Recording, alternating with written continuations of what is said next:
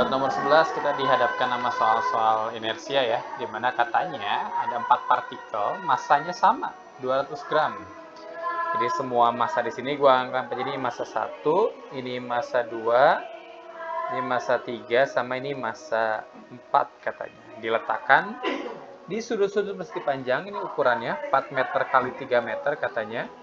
Dan katanya massanya sama di 200 gram. Hati-hati, nggak boleh pakai gram satuan internasionalnya, jadi kita ganti dulu jadi kilo. Berarti dibagi 1000 jadi 0,2 kilogram. Itu.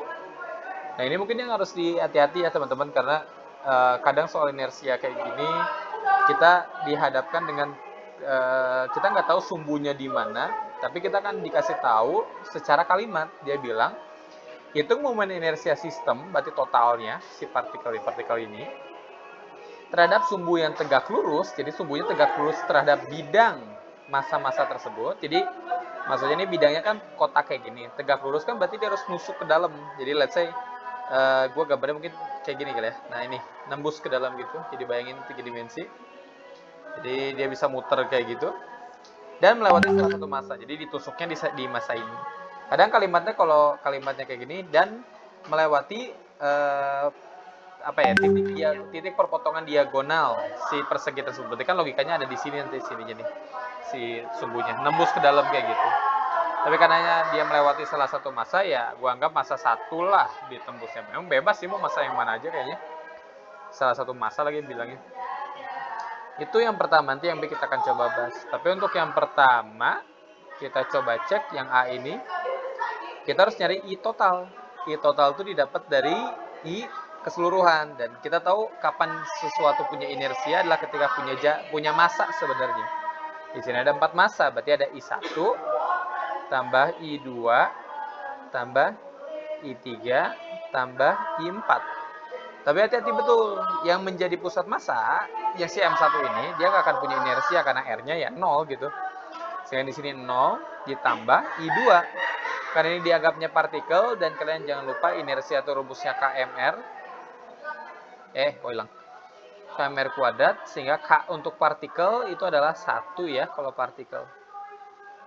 Seperti itu. Sehingga akhirnya di sini M2 kali jaraknya 2 ke si jarak tersebut tambah M3 kali si jarak 3 ke sumbu tersebut ditambah M4 kali R4 dikuadratin. Sehingga karena di sini udah kita konversi jadi satuan internasional 0,2, berarti 0 ya di sini. Teman gue 0 ini gue hapus saja.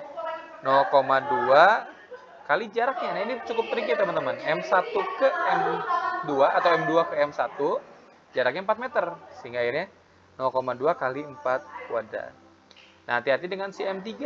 Si M3 ada di sebelah sini. Jarak untuk ke porosnya berarti kan yang ini nih.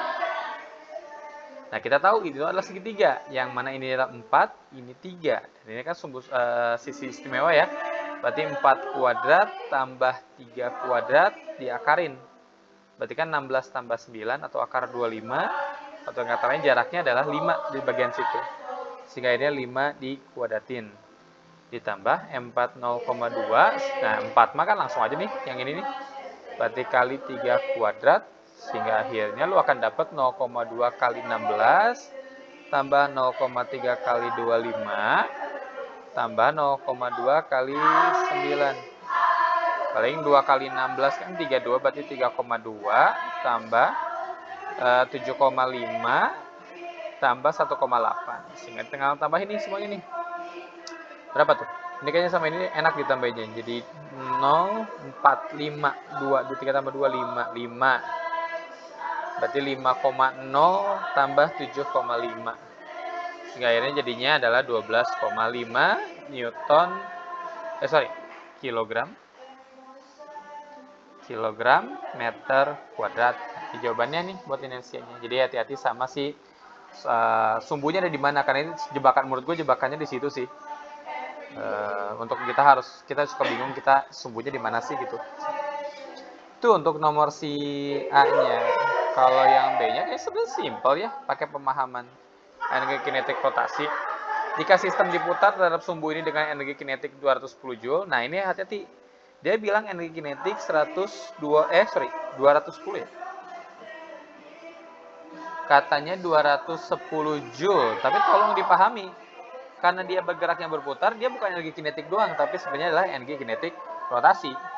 Sehingga akhirnya setengah I omega kuadrat sama dengan 210, seperti itu.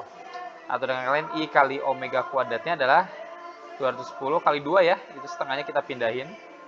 I-nya sebenarnya ada, kita anggap aja salah satu massa katanya. Berarti kan KMR atau MR massanya 0,2 kali jaraknya, mungkin gua ambil sebentar. Ini yang diminta massa yang mana ya? Inersia 0,2 kali R kuadrat, mungkin gua akan ambil yang M2 ya, karena nggak mungkin M1. Yang mana itu adalah 4 kuadrat kali omega kuadrat sama dengan 210 kali 2, 420 kayak gitu. Sehingga 0,2 kali 16 mega kuadrat 420. Kalau lu kali 0,2 kali 16 kan berarti 3,2. Gue salah ngitung nggak di atasnya? Ya aman nih. Omega kuadrat sama dengan 420. Atau dengan kata lain omega kuadrat sama dengan 420 bagi 3,2 ya harusnya. Cuma ini memang harus diperhatikan lagi. Sebenarnya yang ditanyanya itu yang di masa mana? Oke, sorry. By system ya, maaf. Harusnya inersianya yang dipakai itu adalah yang kita temuin tadi. Sorry. Gua kira di salah satu massa, ternyata pas dibaca di partikel, di sistem partikel. Berarti I-nya yang ini, berarti ini.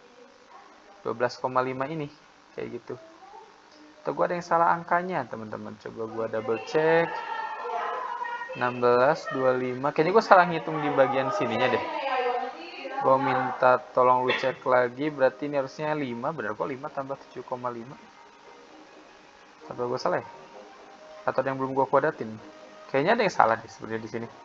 Hitungannya. Bentar. Gue balik lagi ke hitungan tadi. 16 kali 2 bener kok 3,2. Atau sebenarnya kalau gue hitungnya kayak gini beda nggak ya? 0,2 nya gue keluarin ya. Sehingga akhirnya 16 tambah 25. Kok 0,3? Oh ini salahnya teman-teman. Nah ini masanya nih, bukan 0,3 nih, 0,2 harusnya. Ya di situ ya. 0,2 nih harusnya nih. Oke. Berarti ya udah gue keluarin aja 16. Kenapa gue harus coret? Ini 2. Berarti gue keluarin sih 0,2-nya semuanya tambah 9. Sehingga akhirnya 0,2, 16 tambah 25 tambah 9, 50 ya. 50 kali 0,2 atau 5 kali berarti 10. Nah, ini salah masukin angka tadi. Sehingga akhirnya untuk yang si B-nya lo bisa cari dengan tadi energi kinetik rotasi sama dengan 210 setengah I omega kuadrat sama dengan 210. Berarti tadi sama I kali omega kuadrat sama dengan 420. Sehingga lo akan dapat I-nya tadi 10 kan, omega kuadrat sama dengan 420. Omega kuadrat sama dengan, ini lo coret 0-nya 1, jadi 42. Seperti itu. Apakah ini udah beres? Harusnya belum. 42 radian per second. Karena dia mintanya, dia satuannya adalah sistem tiap menit. RPM berarti. Kita harus mengkonversi dia menjadi RPM. Oke. Lo kalau udah punya omeganya jadi RPM, enak sih sebenarnya. Yang lo harus lakukan sebenarnya adalah lo balik lagi ke rumus omega yang rumusnya 2pi kali frekuensi 2pi kali frekuensi ya betul.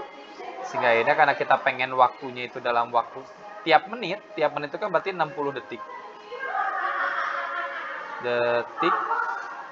Kenapa nih? Kayak gitu.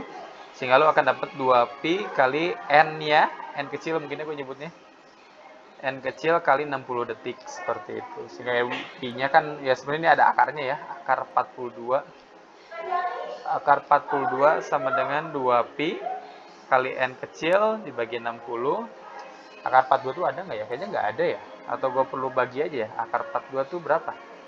6, sekian sih. 6,28 harusnya.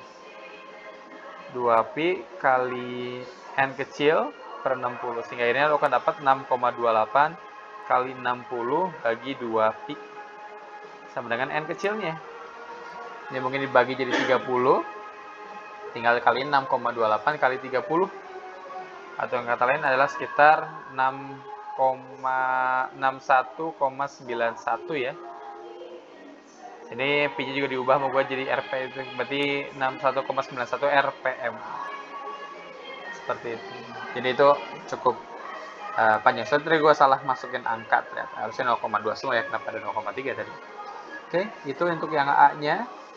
Ini untuk yang B-nya. Silahkan lu bisa cek lagi jawabannya. Takut ada hitungan yang salah, tolong dicek ya, teman-teman.